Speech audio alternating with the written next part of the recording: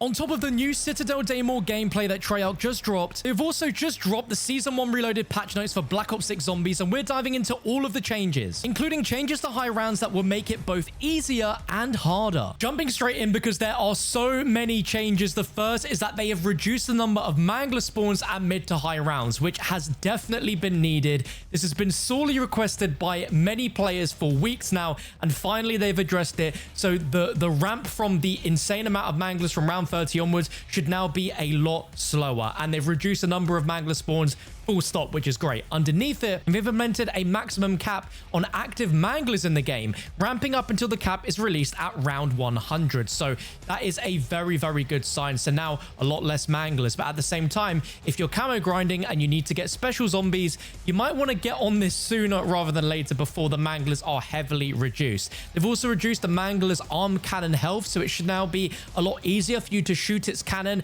and to actually have it drop as a score streak weapon for you to use, which is obviously very useful for the Liberty Falls Easter egg quest. And then they significantly reduced the length of special rounds by reducing the number of spawns and adjusting the spawn delay rate for special rounds, which is fantastic because if you guys don't realize, from like round 100 onwards, and this has been shown from the many amazing players that managed to get beyond to like round 500 and even round 999, these special rounds at that high of a round take 45 minutes each, and it was so bad that players were saving and quitting on those rounds to try and skip them because that's how long they took. I don't know how much they've reduced it by, but the words are significantly reduced, so I hope that's a really, really big thing now because these rounds were a real drag. They've scaled the parasite damage between rounds 31 and 91, which is really, really interesting, meaning that now the parasites will do a lot less damage between these rounds to you, which, you know, when you get to the higher rounds, they definitely pick at your health very, very quickly.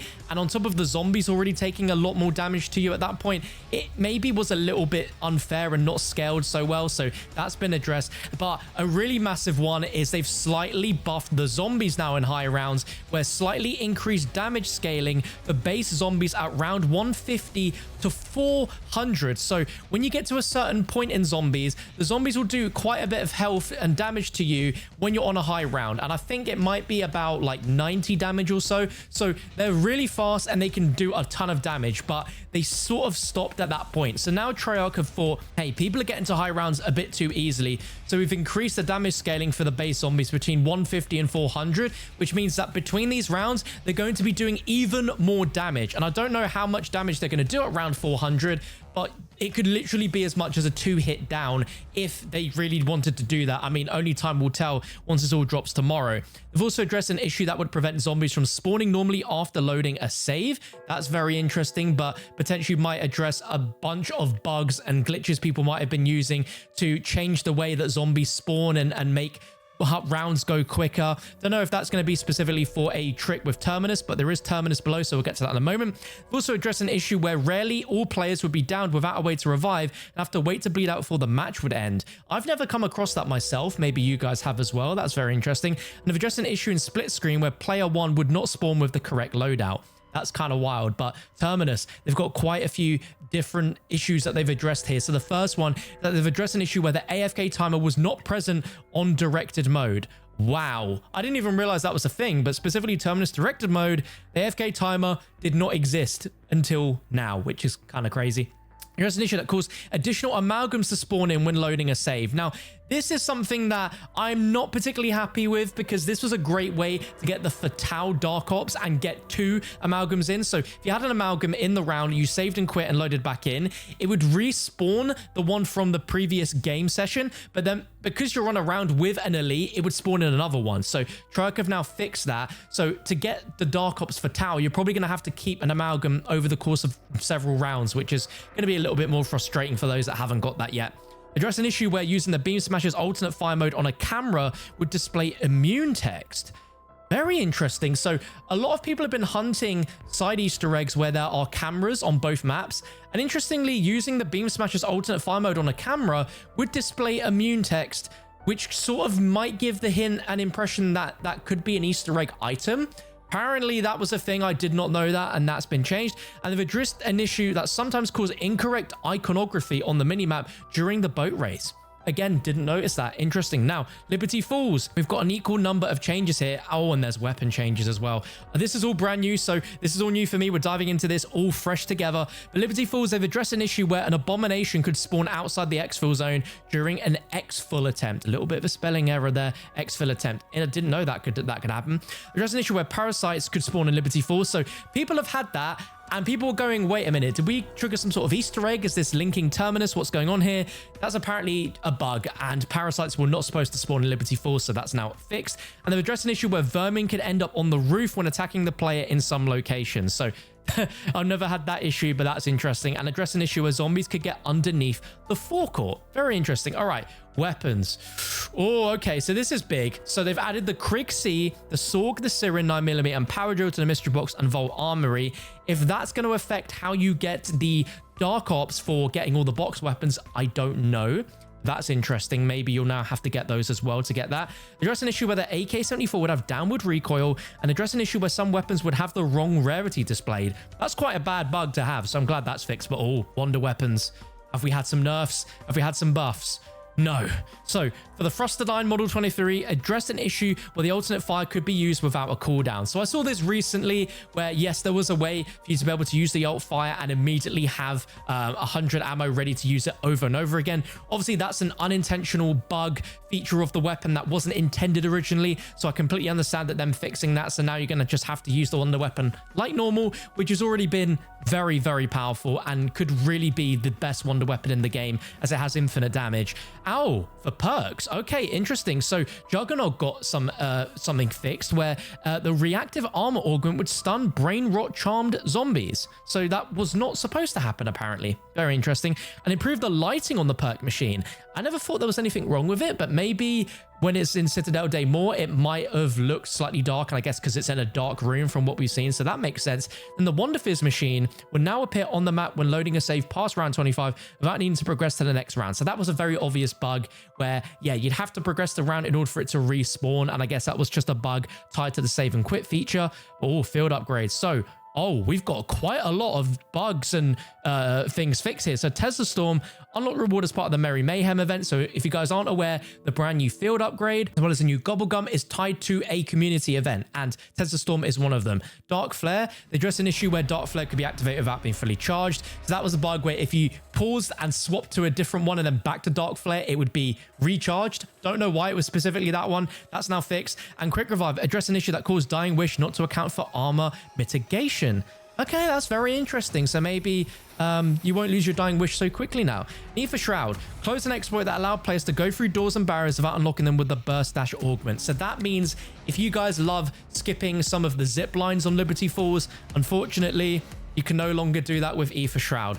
I'm interested to see if that means you can no longer get on the barrier, the sort of what do you call it, the bit above in the roof in the Liberty Falls Church where you could boost yourself up there. Technically not supposed to. Doesn't sound like they fixed it with that, but anywhere that lets you get through doors and barriers, they fixed that. Oh, Gobblegum. So we got the 3 new Gobblegums, Power Keg and Timeout as part of the Gobblegum Mania event. But Free Fire addressed an issue where underbarrel grenade launchers and papped GS45 pistols would not have unlimited ammo. I didn't realize that the GS45 papped and Free Fire were not working, but apparently now that's been fixed, which is really good. So yeah, if you were using that for Terminus boss fight, potentially even for the upcoming Citadel Day more boss fight, yeah, definitely an issue that needs fixing. And address an issue where the player would be unable to use Gobblegums while having a sentry turret active. That's a massive bug there. Score streak. So hand cannon, that's already available. I'm pretty sure it is. It definitely is. So that's now unlocked. And then power-ups. Max armor power-up will now also fill the player's reserve plates. Okay, that's a really good change. It sort of makes sense with the max armor, so that's really good. Not only will it replenish it, but now give you your reserve plates back to 3, which is great. So for loot, they've addressed an issue where picking a weapon off the ground, swap it with your secondary weapon instead of the held weapon. That's an issue that definitely needed addressing. SAM trials, they've addressed an issue where original score streaks were sometimes not returned to the player after the trial. That's a pretty big issue, so glad that's fixed. Challenges, okay, here we go. Oh, they've got a lot of calling card fixes. Oh my god. So they've now prevented and fixed issues that prevented you from getting the certain calling cards correctly.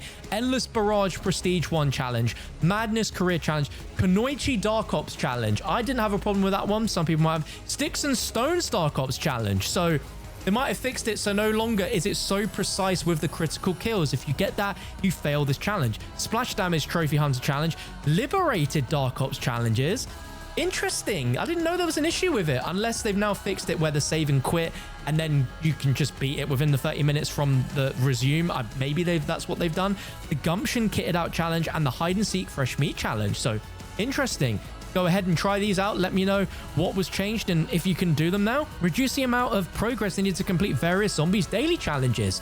I didn't realize there was too much progress towards unlocking them, but that's really good. And medals, address an issue that's preventing the monkey business medal from tracking correctly. Okay, we've got a bunch of UI changes, so let's just start straight on the top, people. Address an issue where the playlist would sometimes appear locked. That's a bad one. Updated the text below directed mode rewards to charm reward will also be awarded for completing standard mode to accurately reflect what will be additionally awarded from standard mode. That gets a thumbs up from me because, yeah, it doesn't really correctly or clearly reflect what you don't get from doing it on directed and what you get in standard. There's an issue where sometimes the previous Gobblegum name was shown when scrolling through the Gobblegum packs in the store. Yep, that's bad. Address an issue in split screen where the Gobblegum UI from the previous match would be present at the start of a new match, prevent the player from seeing what gums they have. Address an issue where the scoreboard would be missing in split screen. I love that they're giving split screen some love. Like, yeah, people definitely still play that.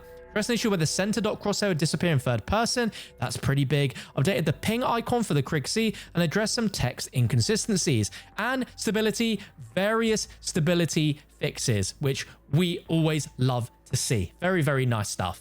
In the meantime, some other things which are global across the whole game but will affect zombies includes that we're getting 3 new weapons: the Maelstrom shotgun from the Merry Mayhem event, the AMR mod for Sniper from Archie's Festival Frenzy event, and the Cleaver Melee as an event reward. And we can get to see all 3 of them here. So yeah, we're going to be unlocking these, and there's going to be a lot of stuff to unlock over Christmas. So that's really, really dope.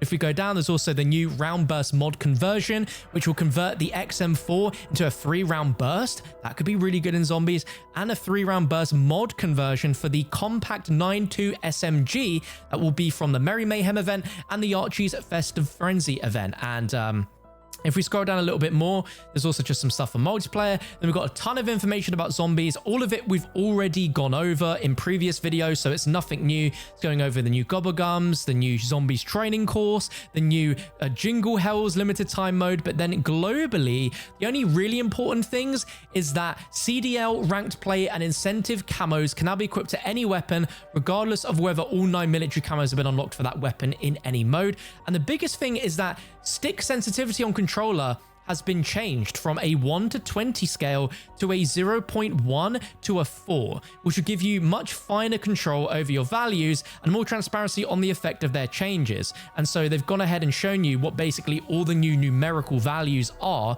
So it's essentially the same. Instead of going from 1 to 10, it's going from 0.6 to 4. So some simple maths, you'll be able to work out what those changes are. Outside of that, that is literally everything from zombies. But very, very important is that this says it's for multiplayer, but this could also be for zombies, and these could be global. So they'll be releasing a large weapon balance patch shortly after the launch of Season 1 Reloaded, and it will address some common pieces of community feedback that they've been seeing. A few high-level changes include headshot damage improvements on full auto weapons, full removal of idle sway at the start of ADS and snipers, and a reduction to visual recoil, sway, and bob. Now, again, these are for multiplayer, and they said that they want to try and keep the value separate between multiplayer and zombies, but knowing them, some of that will have some crossover in zombies. There's a chance that some weapons will be slightly different in how they perform. So if you guys want to make sure you don't miss out on any of those changes and you aren't already subscribed, you need to go ahead and hit that subscribe button and the bell down below. But if you